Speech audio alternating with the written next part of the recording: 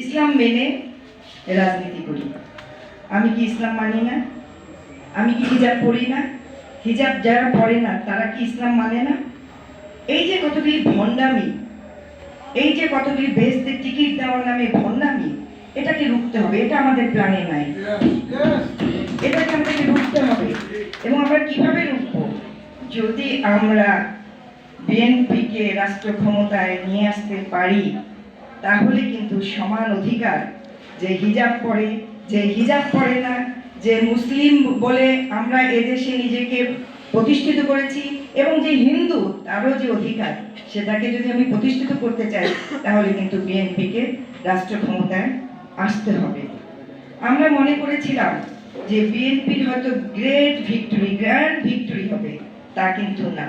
রাস্তা কিন্তু অনেক সংকুল, অনেক কণ্ঠকাঠিন্য, কারণ ষড়যন্ত্র এখনো চলছে, এখনো চলছে। বিএনপি পরিবারকে তথা বিএনপির রাজনৈতিক কর্মীদেরকে, এটি বলতে গেলে অনেক সময়, 17 বছরের ইতিহাস সবাই আমরা জানি, সবাই আমরা জানি। আমাদের মতো গুণ খুন কিংবা নির্যাতন, হামলা মামলা কোনো দলকে হতে হয়নি। আজকে জামাত বলে তারা নির্যাতিত, তাদের কয়েকজনকে ফাঁসি দেওয়া হয়েছে। আমরা বলি না যে সেটা ঠিক হয়েছে কি ভুল হয়েছে, কিন্তু সেটা প্রেক্ষাপট ছিল অন্য, সেটা স্বাধীনতার সময় তাদের যে ভূমিকা ছিল তার জন্য।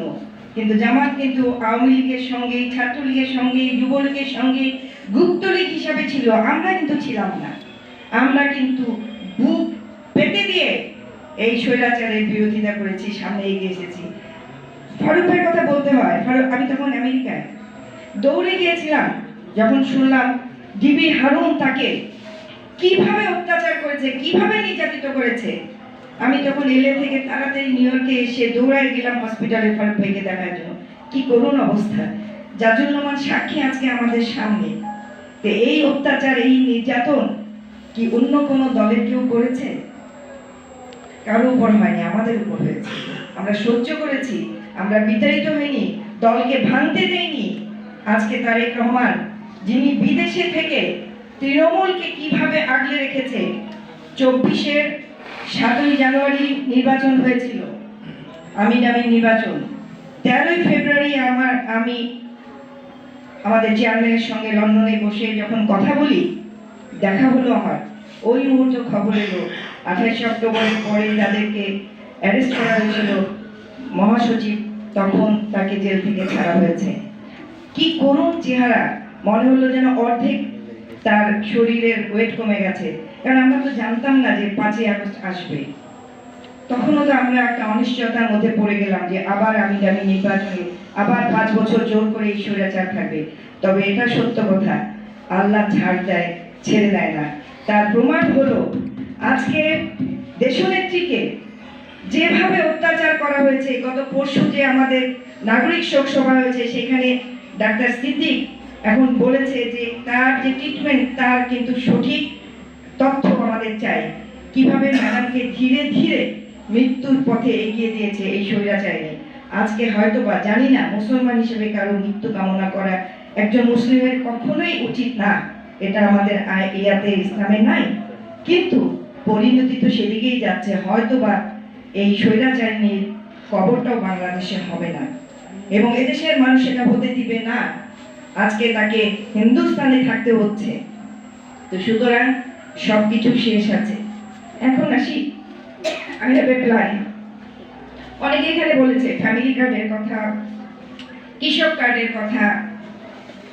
আমাদের চেয়ারম্যান সাহেব যে প্ল্যানটা দিয়েছে, এবং সবাই মিলে আমাদের সঙ্গে যারা যুগপৎ আন্দোলন করেছিল সেটা তাদেরকে নিয়ে 31 দফা, সেটার মধ্যে কিন্তু এমন কোনো আজকে এই যে সংস্কার আমাদের সেগুলি নিয়ে সংস্কারের প্রস্তাব এসেছে। একটি পয়েন্টও নাই যেটি বিএনপির এই 31 দফার মধ্যে নাই। আমি গ্রামে গঞ্জে বেশি এখন থাকি, কারণ নির্বাচন করার ইচ্ছা ছিল, দল নমিনেশন দেয়নি। আমি আর 2 দিন পরে চলে যাব সেই এলাকায়। প্রত্যেকটি মানুষের ভিতরে কিন্তু আমরা এটা ঢুকিয়ে দিতে পেরেছি যে বিএনপির 31 দফাই হইল সকল সেক্টরে সকলের উন্নয়নের জন্য এই 31 দফা। ছাত্রদের যা প্রয়োজন সেটাও সেখানে আছে।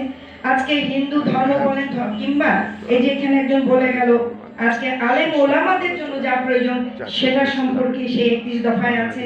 আজকে গরিব 3 কোটি যাদের প্রয়োজন তাদের জন্য ফ্যামিলি কার্ড আছে।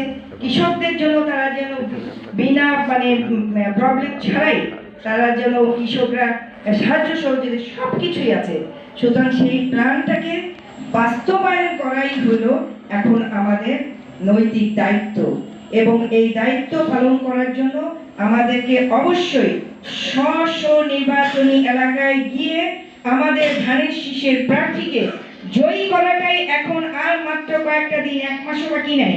আমাদের সবাইকে ঝাঁপিয়ে পড়তে হবে যেন আমরা আমাদের প্রার্থীকে জয়ী করে নিয়ে এসে রাষ্ট্র ক্ষমতায় আমাদের চেয়ারম্যান তারেক জিয়াকে আমরা প্রধানমন্ত্রী হিসাবে বসাতে পারি এবং এই প্ল্যানকে আমরা বাস্তবায়িত করতে পারি।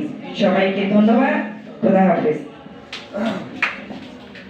অসংখ্য ধন্যবাদ, বিশেষ কৃতজ্ঞতা, অসাধারণ আশা জাগে নিয়ে বক্তব্য রাখার জন্য। এরই মধ্যেই